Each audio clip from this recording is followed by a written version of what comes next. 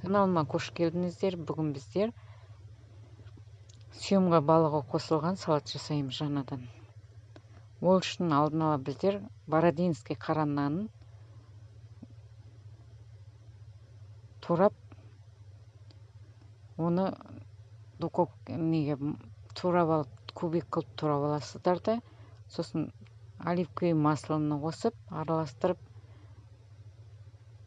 духовкаға 10-15 минутқа қойып аласыздар.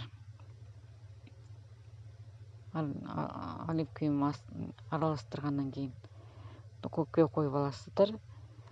Содан кейін соус жасаймыз. Соусты оливковый масломен, сосын апельсин жартысы, соның сөлін шығарып, соның сөлін ағызып аласыздар. Лимон қолдансаңыздар да болады, бірақ мен апельсин қолдандым. Сосын оған кішкене тұз қосып, әбден араластырып аласыздар. Әбден араластырып, оны бөлек қойып қоясыздар. Содан кейін біздер руколаны біздер алдын ала жаңа уксусный суға құйып, уксус қосылған суға салып, жуып аламыз. Салат листысында сөйтіп жуып аласыздар да, оны қолмен бөлесіздер.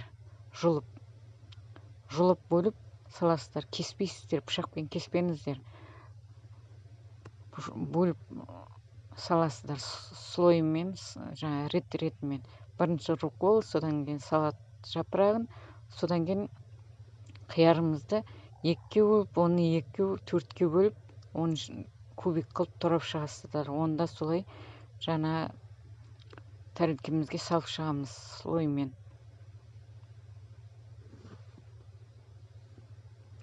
Содан кейін қызанағымызды да кубик қылып турап шығасыздар.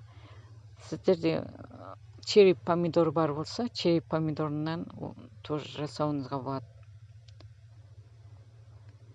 Менде черри помидор жоқ, сосын мен былай помидорды қолдандым. Содан кейін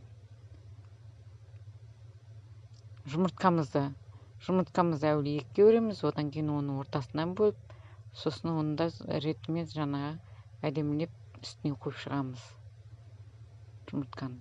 Мен мына жерде 3 жұмыртқа шығарып едім, бірақ екеуі де болып қалады екен, сосын екеуін ғана қойып шықтым. Содан кейін сүйемгінді кубик қылып турап шығамыз.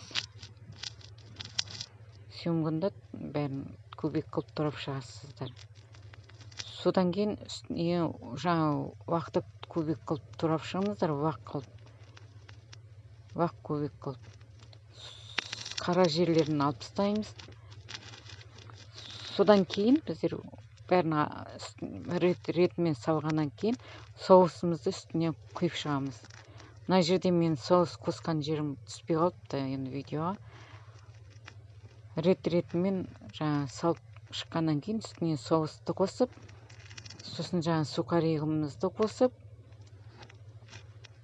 оның үстіне жаңа укроп петрушкамызды сеуіп шығамыз. Жасап көріңіздер, ас болсын, өте дәмді, дәруменге толы салат болып шығады.